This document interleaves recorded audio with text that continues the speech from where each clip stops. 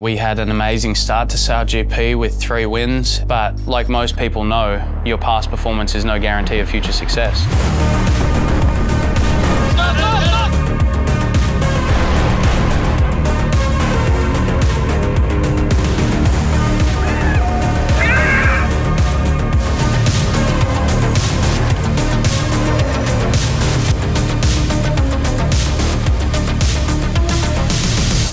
SailGP is such a unique sport. Unlike F1, all the boats are identical. You don't have any technical advantage, no boat that's faster than anyone else. That means everything has to go right to get a good result.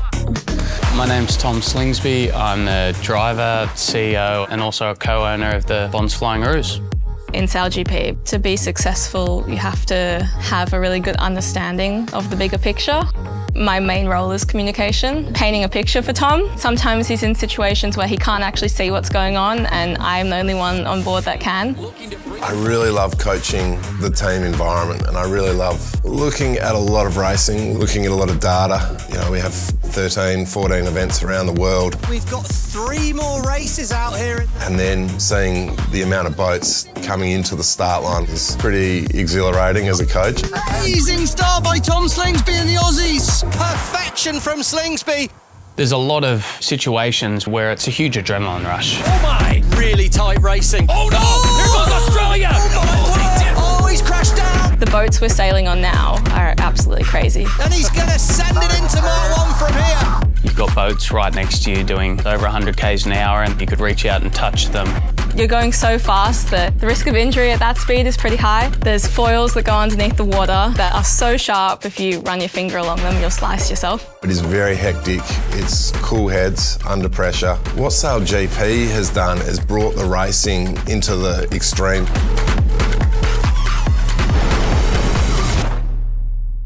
Thinking back to the first 3 seasons of SailGP, we were pretty much untouchable. That was an amazing time. Australia is the 2019 SailGP champion. And it is Australia that claims the title in 2022. The Australian dynasty is still intact, and the three-peat is now complete. It was quite insane to win the first 3 seasons of SailGP. 3 in a row at this level of sport. You know, when you look at the calibre of athletes out there, it really was something, you know, I don't even think we realised how amazing, you know, 3 in a row was. San Francisco, California, the conditions near perfection. Season 4 final, we felt unbeatable. The boat was filled with confidence. There's definitely the expectations that we are being chased. Everyone's looking at us to fall. Here comes Australia. They make the turn.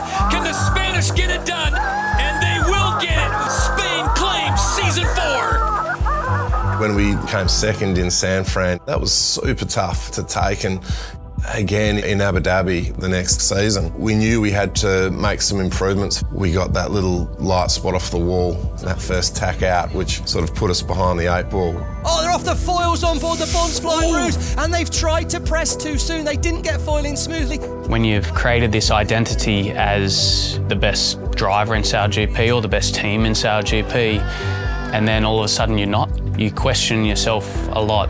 Do I still have it? Are we still that team? Will we ever get back to that? When we finished in second again, it was really, really heartbreaking. Not to have that and win was really devastating.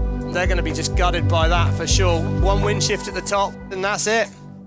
I actually do believe that you learn a lot more from your losses than you do from your wins. I remember in the 2008 Olympics, I was a favourite and choked and finished 22nd. And I remember the head coach of the Australian team came up to me and said, I know you don't want to hear this right now, but you're going to learn a lot more from this than if you won, and this is going to shape who you'll be in the future. And when he walked away, I remember thinking, that's bullshit, it's not true. 4 years later, I'm not sure I would have won the Olympic gold without that loss. It's going to be a dive inside here by Tom Slingsby. Sailing is definitely testing your mental strength. When you've lost 2 close races 2 years in a row, your instinct says, well, we've got to change something about what we're doing. But when you're chasing to get to winning form, it's not about big change. It's all about consistency. I don't think we've ever sailed the perfect race, but that's probably the critical part of it. Keeping things fairly simple simple, and through all that noise and chaos, making sure that we stick to the simple process. We're fast enough and we're going to be good enough to win this.